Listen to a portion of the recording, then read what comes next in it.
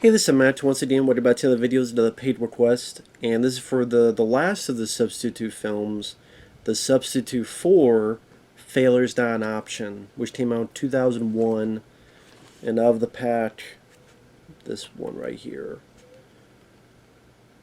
Which, this says 4, but some posters does not say 4, but this actually does. Now, once again, we got True Williams starring as the character Karl Thomasson, which is weird because the back of the DVD says undercover cop. He's not a cop. I don't know why they called him an undercover cop on the back of his DVD, but he's not a cop. Once again, directed by Robert Radler, who did the third film. He also did Best of the Best 1 and 2. This one did feel like it had a bit of a cheaper budget compared with the third film. And while I do like the movie, because I liked all 4 of these movies, I do. I don't think there wasn't a film I hated watching. These were easy, fun watches. I think by this point, it kind of ran its course.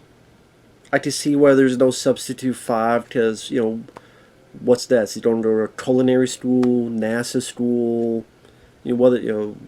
substitute at preschool,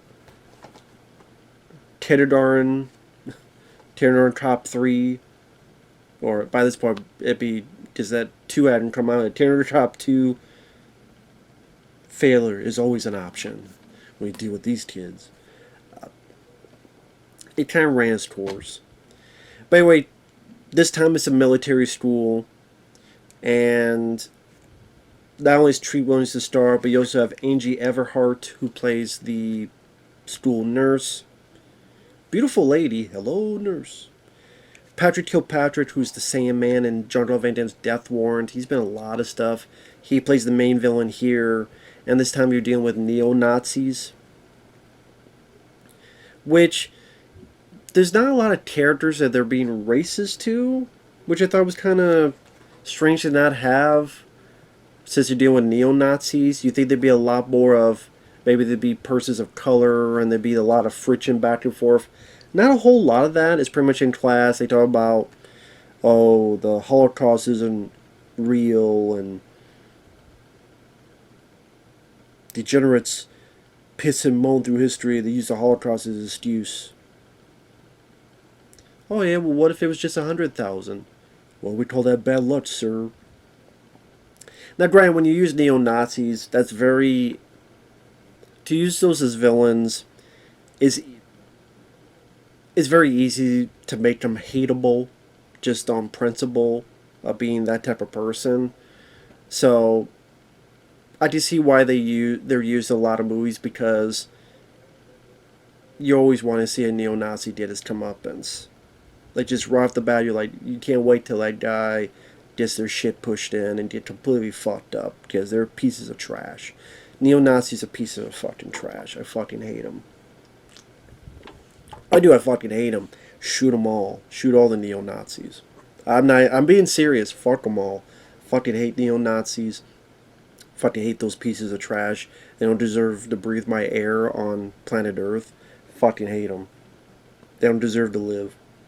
I don't care how... No, I don't give a fuck. They don't deserve to live. They don't deserve to lick my balls. So anyway, other people, Tim Abel, which I've seen in a few direct-to-video films. He plays a guy named Devlin, who's an instructor, and you think him and True Williams are going to fight, but it ends up being playful. That's actually one of the scenes I do enjoy in the film. Bill Nunn, I think Sally's passed away. He plays this crazy janitor, but he's not as crazy as you think he is. You realize he was with the military as well. I remember him as the cop who helps Whoopi Goldberg in Sister Act. And he's been in quite a few movies as well. You have this opening that... Okay, you have an opening to have a little bit of an action scene, but it doesn't really mesh with the rest of the film, because him and this guy is the Argentina border. They fight. He hits a guy, grabs his bayonet, stabs him. He finds out that they're pretty young, and then leaves. But unlike the third one, where the guy he had to mercy kill, he's related to the person that he's trying to help. There's not really much connection here. Unless the guy I was working with, I didn't recognize him. Maybe I did. Maybe he was in the film later, and I just wasn't paying attention. I apologize if that's the case, but I didn't recognize him. Maybe he was one of these. I just, for some reason, blanked out on the guy's face blindness on him. I don't know. So maybe I'm being. If so, I apologize. But it didn't seem like he had much connection with the rest of the film. But anyway, he's hired by this general to look into his nephew at this military school. And the nephew is with these neo-Nazis, but you also get the idea he doesn't really want to be a part of them, that maybe he's kind of being pushed into it. So you have Tree Williams in class, which are some of the stronger scenes in the movie. I wish there were more of these scenes. One of my favorite bits is try to get the guy to fight him. He beats the guy up with these fucking erasers. You know, the old school erasers. You're beating the shit out of him, pushing him, and just be fucking pissed off. I did like that bit. Angie Everhart is not the best actress, but she is a beautiful lady. You get to see her tatas as well, so that's always a plus. You know, the neo-Nazis egging Tree Williams on, saying we're primed for another civil war. Which you would think there'd be other, like, African-American soldiers that would be really pissy and angry, and maybe Tree Williams would get help from them to find out what the fuck these other guys are doing. That really never comes into play, which I thought was interesting. I guess other than Bill Nunn as the janitor, who happens to be black. And you do have some action scenes. Like, there's a pretty decent bit of stunt work where these bad guys are trying to get the Tree Williams car. The car won't start. They smash into his car. They get their guns with grenade launchers out, and they see that Tree Williams is running from the car. But instead of aiming their guns at Treat, they still aim it at the car. Like, by this point, Treat's like have run almost half a mile away.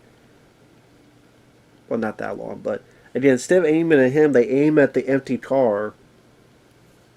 And then Treat is running. Thank God this place has like all these barrels of explosive on the side. I have no idea why all those barrels are there, but so that the bad guys just shoot all these grenades. Why they don't try? Now there's a machine gun with their grenade launcher. Why they're not shooting with the machine gun? I don't know. They must have had. If they did grenades, they could get fucking machine gun ammo. So they're just shooting with the grenades. They creates a cool stunt scene because it's really Tree Williams running with all these explosions behind him. Makes for a cool shot. Just doesn't make any sense. Until thankfully, see, this is where they fucked up. They blew all their grenades so that when Tree Williams gets his bulldozer, now all they have is fucking machine gun ammo. Now you have the machine gun ammo. See, you two bad guys are stupid. You should have been reversed. You should have done the machine gun first. Then when Tree Williams had the bulldozer, you could have had your 50 fucking grenades. Pew, pew, pew, just blow the shit out of the bulldozer and Tree Williams would be dead. But for some reason they did it backwards. Now I did so that, well, we can't have them have grenade launchers now, otherwise they'll blow up the bulldozer, so let them get rid of it first. I did. Doesn't make sense why you just... Okay, why not? But Tree Williams does fuck up a car with one of the guys in it and pushes their shit in, literally. Blows up the car. That was still a fun sequence. Might not have made a lot of sense, but it was still a fun sequence. But then it felt like the budget was cheaper in this compared with the others. Patrick Kilpatrick is always great to have as a villain. He definitely has that menacing look and voice that fits so well for a villainous character. But like, there's a bit where his neo-Nazi students are gonna fuck up this power plant, and there's a sign, and I thought the sign was a joke. The sign literally says, "Another minority-owned industry," and I'm sitting there going, "Did they put this sign up? Because I didn't see them put this sign up. This can't be. That has to be a sign they put up, right? This is why we did it. This is a. It literally says, can you imagine any business saying, another minority-owned industry? I'm like, did you put that sign up? Or did they have that sign up to begin with? It's such a weird way to word it. And then Troy Williams is in the power plant and does nothing. He does nothing. He doesn't try to call someone, hey, there's bombs here. I don't know, maybe, does he have experience to disarm a bomb? I don't know. But I mean, he's a mercenary, maybe he does. Try to fight someone? He does nothing, he just wanders around with a gun. Then he wanders back outside and gets in their truck, hiding. Then turns and a bad explosion happens. Like a bad effect. The explosion of the power plant is really bad, cheap effects. Pretty awful. And then also, for some reason, Patrick Kilpatrick, even though he's a racist, neo-Nazi guy, one of his head honchos is fucking... I'm trying to think if these have features. Trailer for the first one. Trailer for the second. Production notes. Trailer for the third. The fourth film has a commentary by Robert Radler. The fourth film. And if I remember that commentary, I think he even said this was stupid. That Simon Rhee, who is in Best of the Best, with his brother Philip Rhee, the first Best of the Best movie. Philip Rhee versus Simon Rhee at the end of the film. He is like the head honcho for Patrick Kilpatrick. It's like, well, wait a minute. This guy's such a racist neo-Nazi, but he's going to have a Korean as his head honcho? Yeah, he says a few mean words to him, but still it's like... But his frame of mind, he'd rather die than have this guy in his position. I swear from the commentary he said that was even he thought that was a dumb decision. I don't remember much of the commentary other than that, and also, I don't know why he did the commentary for this, but not the third film, which I think is the better one. But oh well.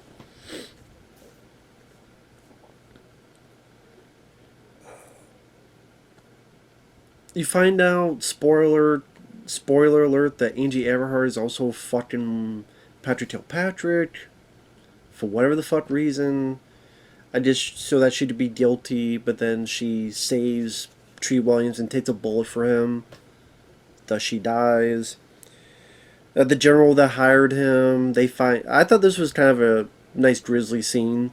They find his head on a platter. I thought that was a nice little graphic touch. The finale I thought was kind of weak compared to the other films. Like, you have the big war in the school in the first film with bazookas and stuff. Even the second film, a little bit of gunplay and the fight he had with BD-1. In the third film, more gunplay compared with the second one. James Black cut a guy's arm off, and then Tree Williams ramming a guy with his car, fucking up the guy's legs. Here...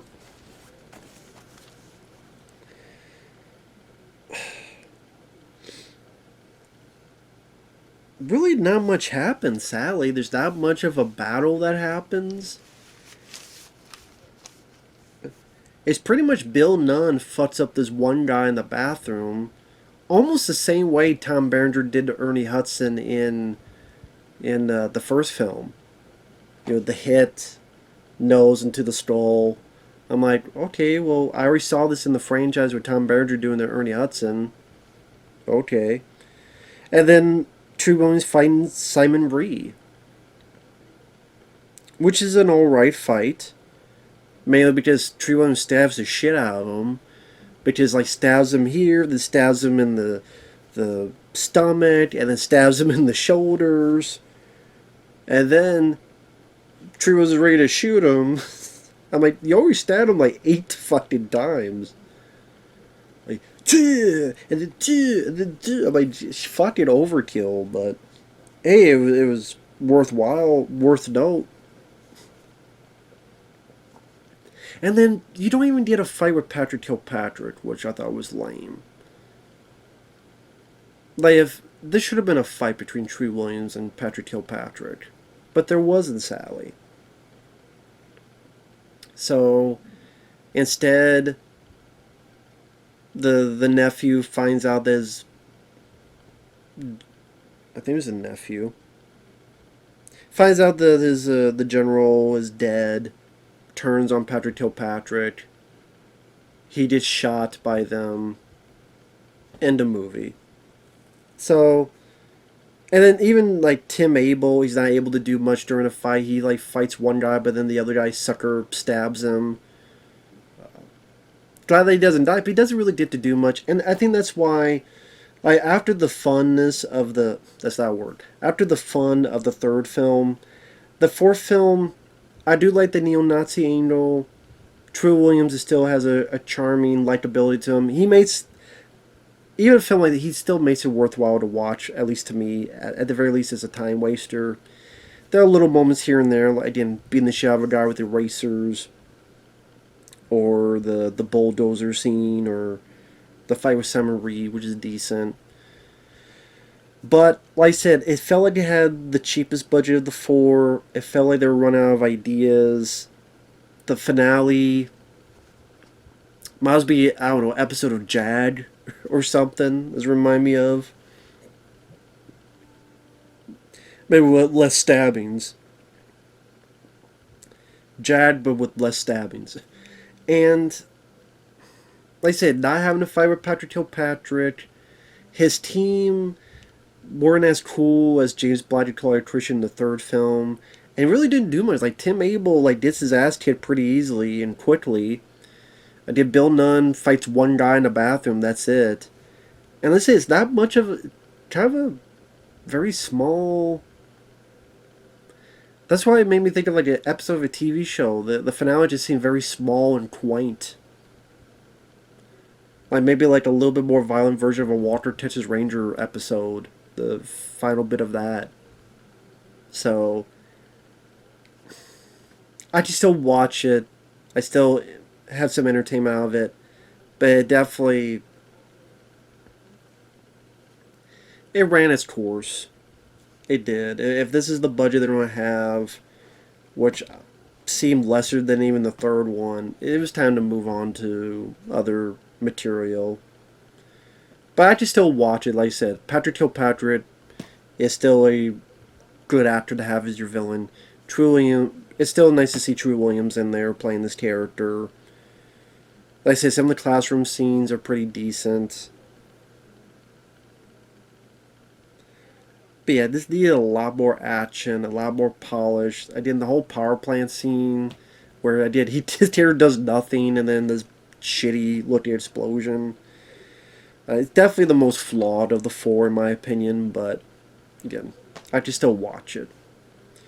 So with that said, thanks for watching, take care, and rest in peace to True Williams. I mean, he made these sequels easy to watch, and show that even with these films, with their low budget, he had the ability to carry these films.